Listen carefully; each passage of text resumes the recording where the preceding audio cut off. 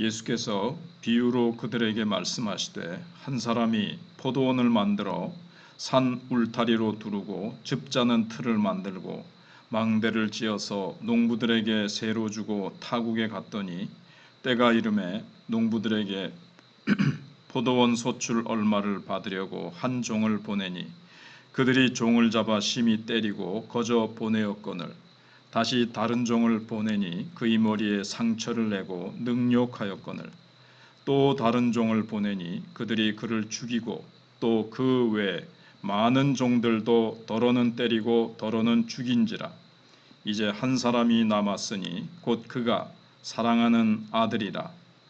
최후로 이를 보내며 이르되 내 아들은 존대하리라 하였더니 그 농부들이 서로 말하되 이는 상속자니 자 죽이자. 그러면 그 유산이 우리 것이 되리라 하고 이에 잡아 죽여 포도원 밖에 내던졌느니라. 포도원 주인이 어떻게 하겠느냐. 와서 그 농부들을 진멸하고 포도원을 다른 사람들에게 주리라. 너희가 성경에 건축자들이 버린 돌이 모퉁이의 머릿돌이 되었나니 이것은 주로 말미암아 된 것이요 우리 눈에 놀랍도다 함을 읽어보지도 못하였느냐 하시니라. 아멘. 예수님께서 성전 청결 하시는 일을 하시고 나니까 사람들이, 특별히 그 성전 당국자들이 네가 무슨 권위로, 무슨 권세로 이런 일을 하느냐 이렇게 물었을 때 예수님께서 세례 요한의 세례가 하늘로부터냐 사람으로부터냐 물으신 다음에 그들이 모르겠다. 그러니까 예수님께서도 나도 너희들에게 답해 주지 않겠다 말씀하시고 나서 이제 말씀하신 비유가 악한 농부 비유입니다. 지금 유대인들의 상태가 어떠한지 그리고 앞으로 너희들이 어떻게 될 것인지 알게 해주겠다 하시는 그런 말씀의 내용입니다. 그 비유의 내용은 악한 농부들의 비유인데 예수님의 비유에 의하면 어떤 땅 주인이 엄청난 포도원을 만들었습니다. 그 주인은 포도원에 많은 투자를 했습니다. 왜냐하면 이 포도원을 통해서 많은 포도를 생산하고 싶었기 때문입니다. 그래서 1절에 포도원을 만들고 산울타리로 두르고 즙자는 망대를 짓고 농부들에게 세로 주고 타국에 갔더니, 근데 주인이 이 포도원에 얼마나 많은 투자를 했는지 알 수가 있습니다. 주인은 우선 큰 포도원을 만들고 많은 땅도 확보하고, 포도를 심는 게 쉬운 일이 아니죠. 포도원을 보호하기 위해서 산 전체를 울타리로 두르고 즙자는 틀도 만들고 도둑을 막기 위해서 망대도 만들었습니다. 그리고 포도원을 경작할 농부들까지도 고용해서 이 포도원을 맡겼습니다. 이제 문제는 오랫동안 이 포도원을 농부들에게만 맡겨두고 자리를 비웠다는 것입니다.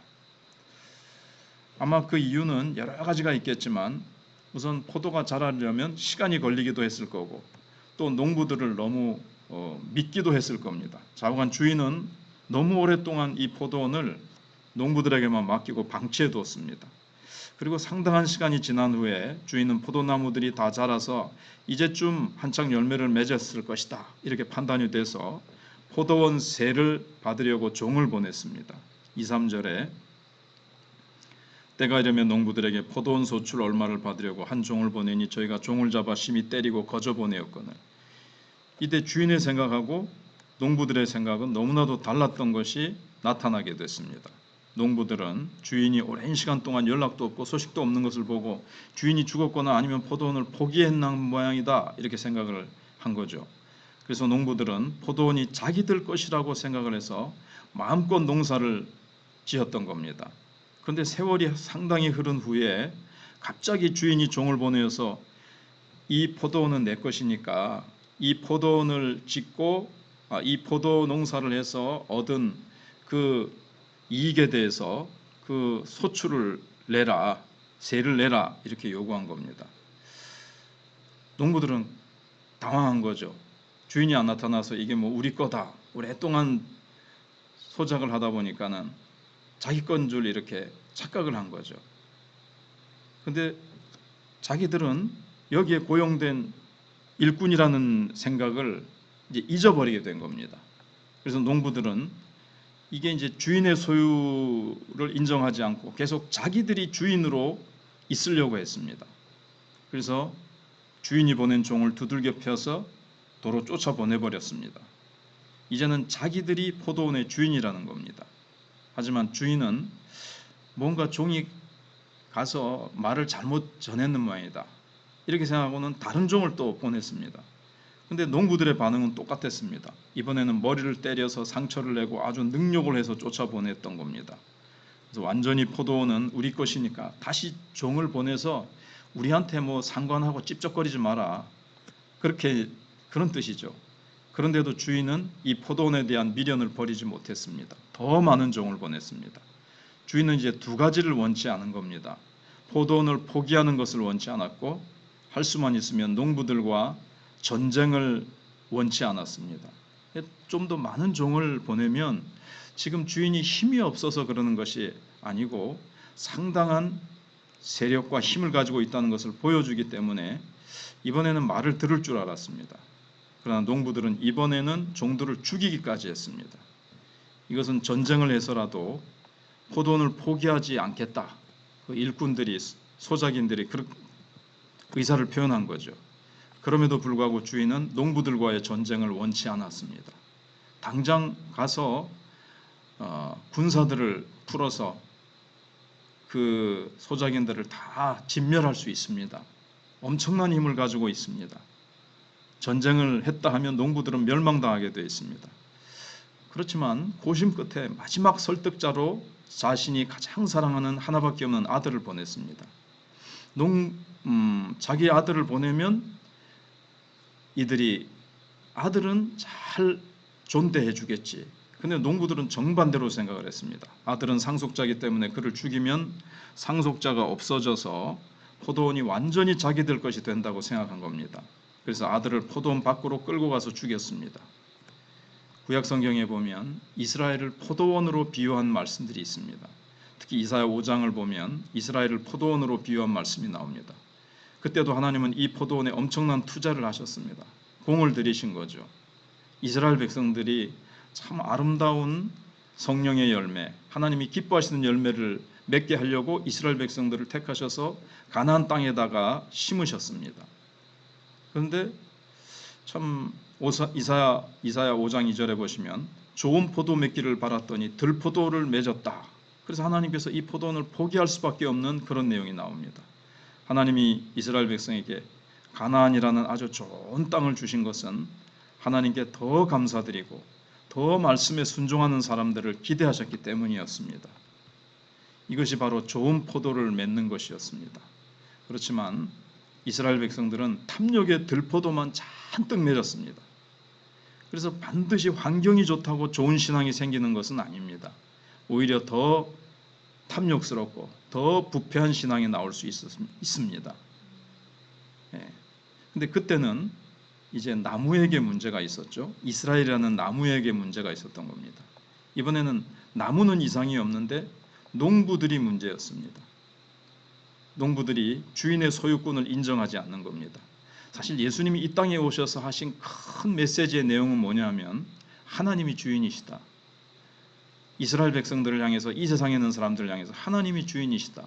너희들이 가지고 있는 모든 것, 이 땅에 대한 소유권이 너희들 것이 아니다. 이렇게 이제 말씀하시는 거예요. 그것을 가지고 하나님께 소유권을 인정해드리고 하나님께 영광 돌리는 삶을 살아라. 근데 이스라엘 백성들은 그게 싫어서 사실은 하나님이 보내신 아들 예수 그리스도를 십자가에 못 박아 죽이는 겁니다.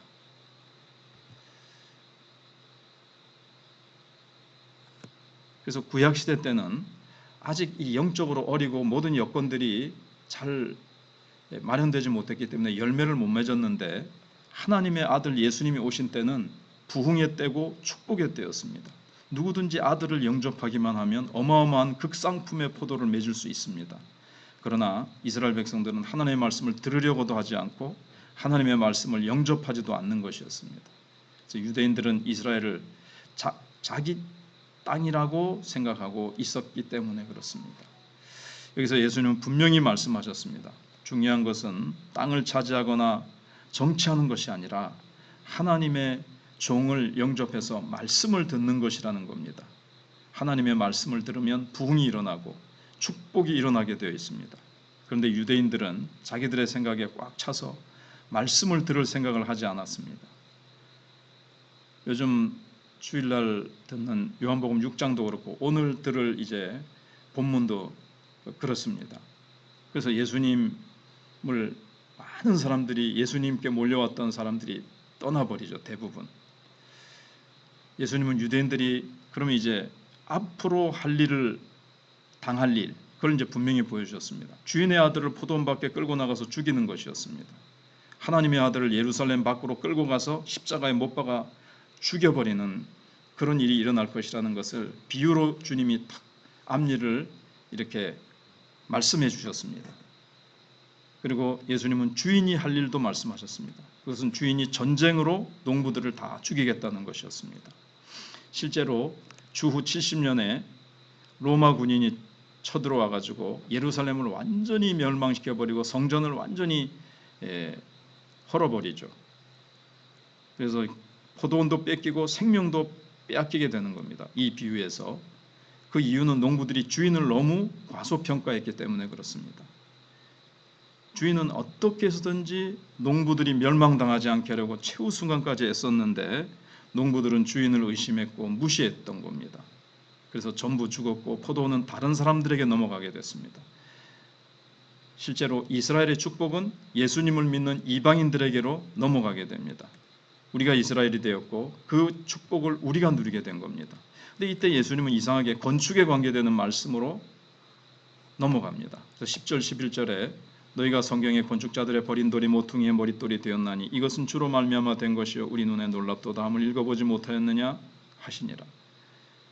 이스라엘은 건축을 할 때 모퉁이 머릿돌이 가장 중요했습니다. 집을 건축할 때 모퉁이 돌을 먼저 탁 놓고 거기서부터 돌을 하나씩 이어나가고 쌓아 올려갑니다. 그런데 어떤 돌을 보고는 야 이건 별로 소용이 없겠다 하고 발로 차서 저 구석에다 내다 버렸습니다.